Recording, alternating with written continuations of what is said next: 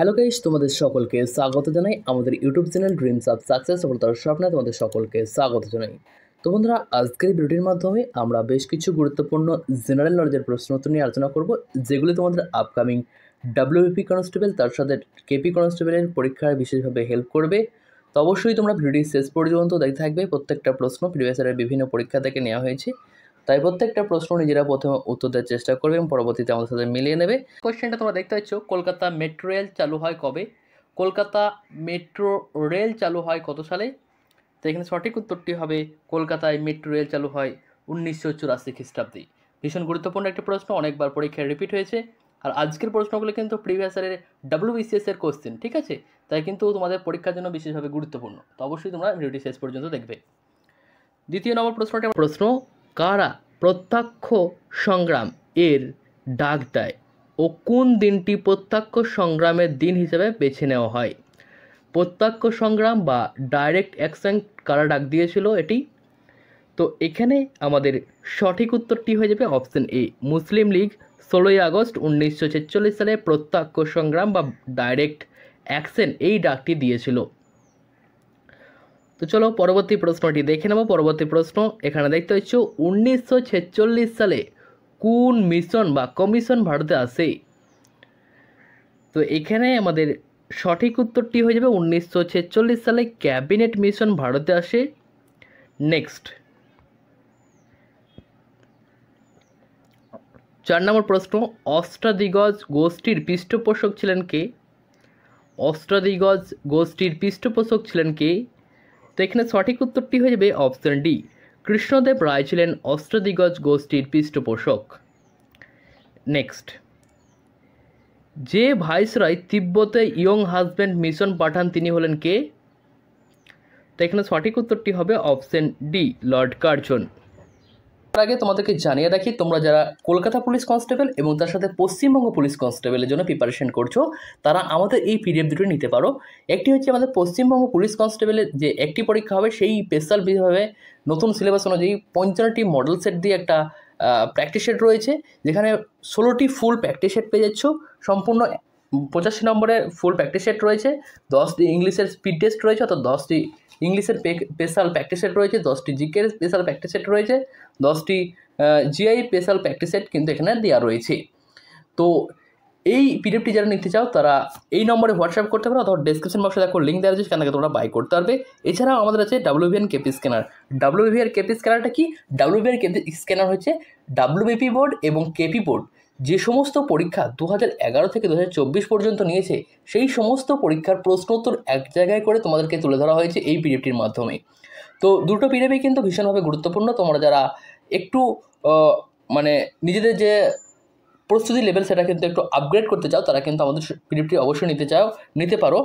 যারা নিতে ইচ্ছুক তারা অবশ্যই নিয়ে নেবে। এই 9144697664 এই নম্বরে তোমরা হোয়াটসঅ্যাপ করে তোমাদের পিডিএফ তোমরা কিন্তু সংগ্রহ করতে পারবে হোয়াটসঅ্যাপের মাধ্যমে। তো পিডিএফের দাম এবার কত রয়েছে? দুটো পিডিএফের দাম কিন্তু 80 টাকা করে রাখা হয়েছে, সব কথা ভেবে কিন্তু 80 টাকা করে রাখা হয়েছে। তো এই যে পিডিএফ সে দুটো তোমরা কিন্তু 80 করে 160 টাকায় পেয়ে যাবে। কিন্তু দুটো পিডিএফ যদি কেউ একসাথে নাও, সেক্ষেত্রে তোমরা পাবে মাত্র 150 টাকায়। তো 150 টাকায় পেতে গেলে তোমাদের কিন্তু অবশ্যই হোয়াটসঅ্যাপে SMS করতে হবে। তোমরা ডাইরেক্ট বাই করলে কিন্তু 160 টাকায় পড়ে যাবে, দুটো পিডিএফ আলাদা আলাদাভাবে বাই করতে হবে। তো এই দুটো পিডিএফ যদি একসাথে নিতে চাও, সেক্ষেত্রে অবশ্যই তোমরা হোয়াটসঅ্যাপে SMS করবে, সেখানে তোমরা কিনে নেবে। এই নম্বরে পেমেন্ট করে তোমরা কিন্তু 150 টাকা পেমেন্ট করে তোমরা দুটো পিডিএফই পেয়ে যাবে। তো যারা এই পশ্চিমবঙ্গ পুলিশ কনস্টেবল এবং তার সাথে সাথে কলকাতা পুলিশ কনস্টেবলের জন্য প্রিপারেশন করছো, তারা কিন্তু নিতে পারো। এই প্র্যাকটিস সেটটা শুধুমাত্র পশ্চিমবঙ্গ পুলিশ কনস্টেবলের জন্য, কারণ এখানে 85 নম্বরের কোশ্চেন অ্যান্সার দেওয়া রয়েছে ফুল প্র্যাকটিস সেট। এটা কলকাতা পুলিশ কনস্টেবলের কাজে লাগবে না অতটা, তবে কোশ্চেন কিছু আসবে অবশ্যই। তো এখানে কিন্তু তোমরা যারা কলকাতা পুলিশ কনস্টেবল করছো, প্রিপারেশন করছো স্পেশালি, তারা কিন্তু অবশ্যই WBN কেপি স্ক্যানারটা নিয়ে নেবে, কারণ এখানে প্রিভিয়াস ইয়ারের কোশ্চেনগুলো তুমি দেখতে হবে কেমন ধরনের কোশ্চেন ছিল না ছিল। তাই এখানে দেখতে পাচ্ছ 6 নম্বর প্রশ্ন, হরিজন সেবক সংঘের প্রতিষ্ঠাতা ছিলেন কে? হরিজন সেবক সংঘের প্রতিষ্ঠাতা ছিলেন MK গান্ধী বা মোহনদাস করমচাঁদ গান্ধী, অর্থাৎ option C is the right answer. Next 7 number প্রশ্ন, ভারতীয় জাতীয় কংগ্রেসের প্রথম অধিবেশন 1885 সালে যে শহরে অনুষ্ঠিত হয় সেটি হলো? ভারতীয় জাতীয় কংগ্রেস প্রতিষ্ঠিত হয় 1885 খ্রিস্টাব্দে এবং প্রথম অধিবেশনটি মুম্বাইয়ে অনুষ্ঠিত হয়েছিল এবং সেখানে সভাপতিত্ব করেছিলেন উমেশচন্দ্র ব্যানার্জি বা WC ব্যানার্জি। নেক্সট 8 নম্বর প্রশ্ন, সতী প্রথা আইনত নিষিদ্ধ হয় কোন বছর বা সতী প্রথা আইনত নিষিদ্ধ করার বছর ছিল কোনটি? তো এখানে সঠিক উত্তরটি হবে অপশন সি, 1829 খ্রিস্টাব্দে সতী প্রথা আইনত নিষিদ্ধ হয়। নেক্সট 9 নম্বর প্রশ্ন, কোন সময়কে জাতীয় কংগ্রেসের নরমপন্থী পর্ব বলা হয়? কোন সময়কে জাতীয় কংগ্রেসের নরমপন্থী পর্ব বলা হয়ে থাকে? তো জাতীয় কংগ্রেসের নরমপন্থী পর্ব বলা হয়ে থাকে 1885 থেকে 1905 এই সময়কালটা কি? নেক্সট 10 নম্বর প্রশ্ন, মুঘল সম্রাট ঔরঙ্গজেব যে শিখ গুরুকে মৃত্যুদণ্ড দেন তিনি ছিলেন কে? তো মুঘল সম্রাট ঔরঙ্গজেব যাকে মৃত্যুদণ্ড দান করেছিল সেটি হচ্ছে তেগ বাহাদুর। এই শিখ গুরুকে তিনি কিন্তু মৃত্যুদণ্ড দান করেছিলেন।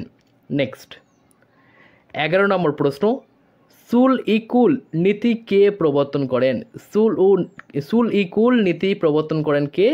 তো সুল-ই-কুল নীতি প্রবর্তন করেছিলেন Akbar. Option A is the right answer.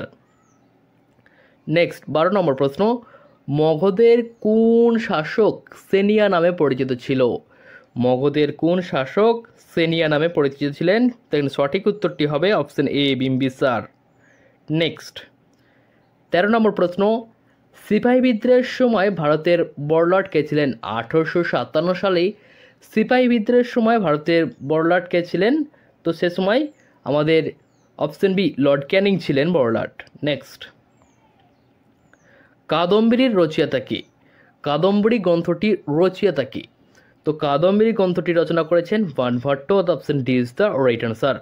Next দিল্লির যে সুলতান দিল্লি থেকে দৌলতাবাদ বা দেবগড়িতে রাজধানী স্থানান্তরিত করেছিলেন তিনি কে?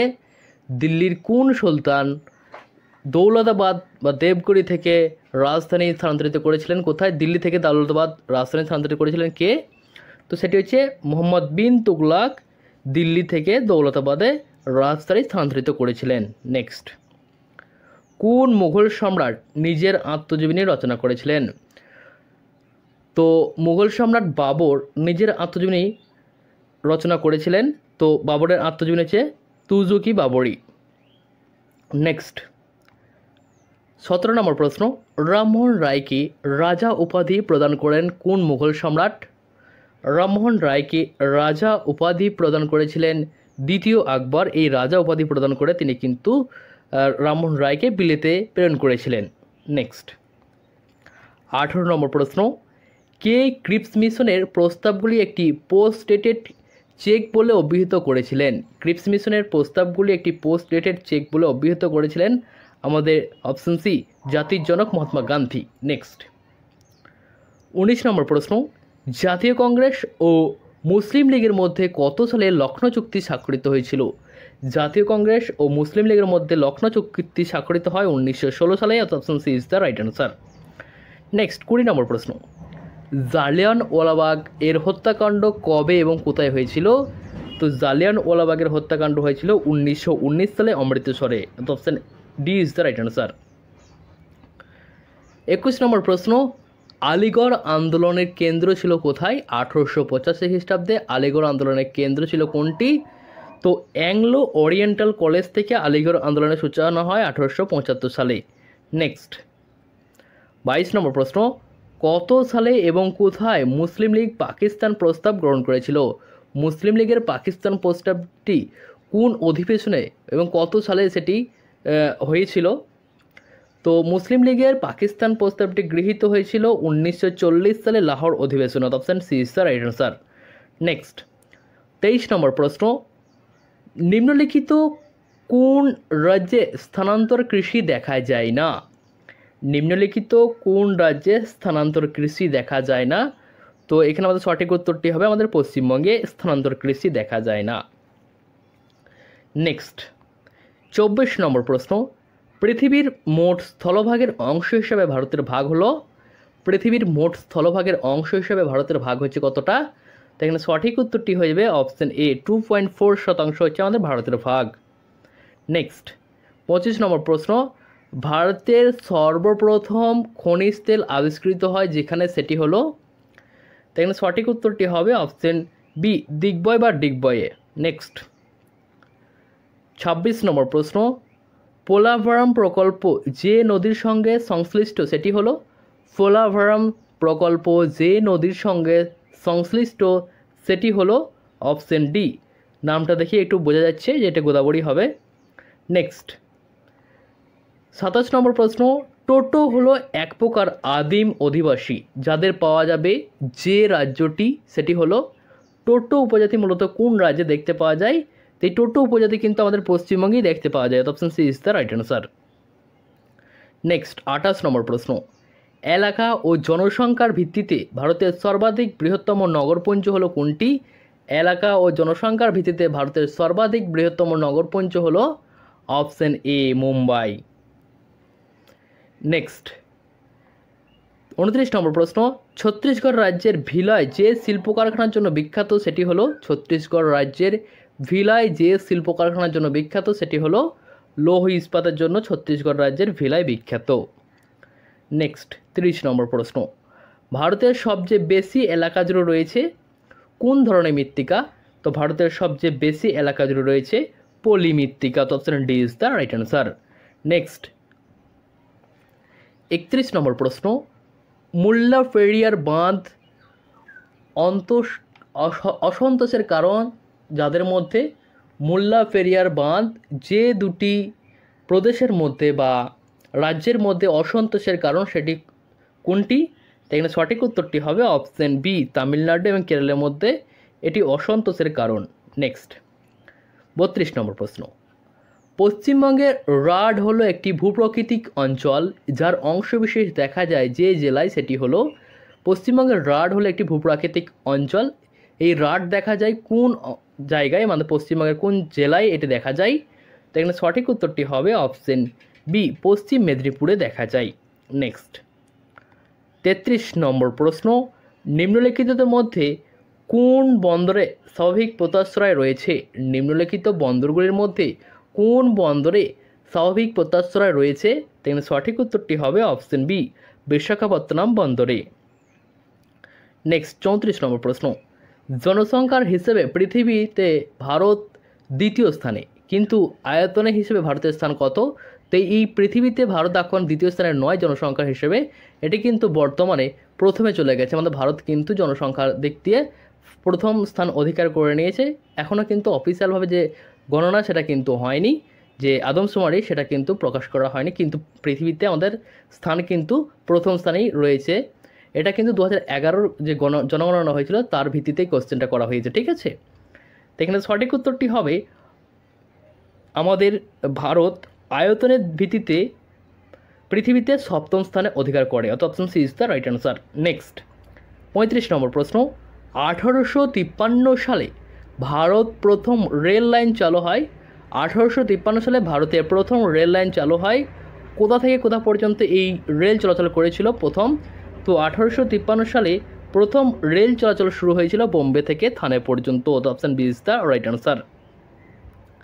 নেক্সট 36 নম্বর প্রশ্ন, দ্রাঘিমা হিসাবে পূর্বতম প্রান্তে অবস্থিত ভারতের রাজ্যটি হলো, দ্রাঘিমার ভিত্তিতে ভারতের পূর্ব প্রান্তে অবস্থিত রাজ্যটি হলো কোনটি? তো এখানে সঠিক উত্তরটি হবে option D, Arunachal Pradesh. Next 37 নম্বর প্রশ্ন, সুপরিচিত অ্যান্টিবায়োটিক পেনিসিলিন এই জাতীয় উদ্ভিদ থেকে পাওয়া যায়। পেনিসিলিন কোন জাতীয় উদ্ভিদ থেকে পাওয়া যায়?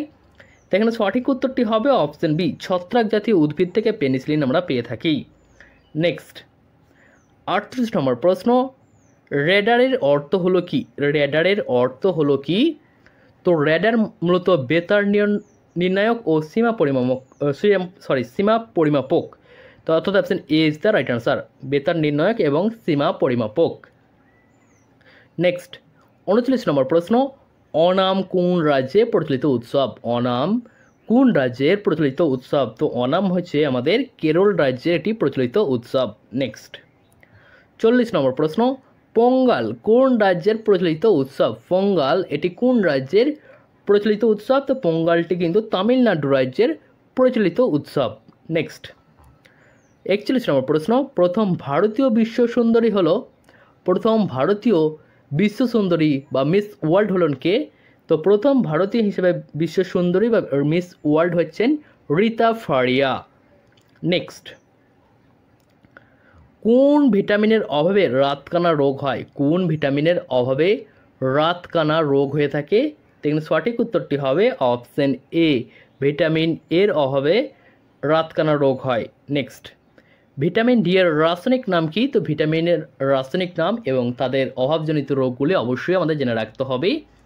তো এখানে সঠিক উত্তরটি হবে অপশন সি, ক্যালসিফেরল হচ্ছে ভিটামিন ডি এর রাসায়নিক নাম এবং রেটিনল হচ্ছে ভিটামিন এ এর রাসায়নিক নাম। ভিটামিন সি এর রাসায়নিক নাম হচ্ছে অ্যাসকার্বিক অ্যাসিড এবং এই থিয়ামিনটি কোন ভিটামিন রাসায়নিক নাম সেটা কিন্তু অবশ্যই তোমরা কমেন্ট করে জানাবে। নেক্সট, বিশ্ব থ্যালাসেমিয়া দিবস পালন করা হয় কবে? বিশ্ব থ্যালাসেমিয়া দিবস পালন করা হয় কবে? তো 8ই মে বিশ্ব থ্যালাসেমিয়া দিবস হিসেবে পালন করা হয়ে থাকে। নেক্সট, 45 নম্বর প্রশ্ন,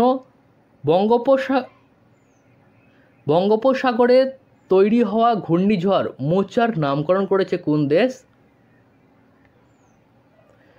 বঙ্গোপসাগরের বানানটা একটু ভুল হয়ে গেছে, এখানে একটু কারেকশন করে নেবে, ঠিক আছে।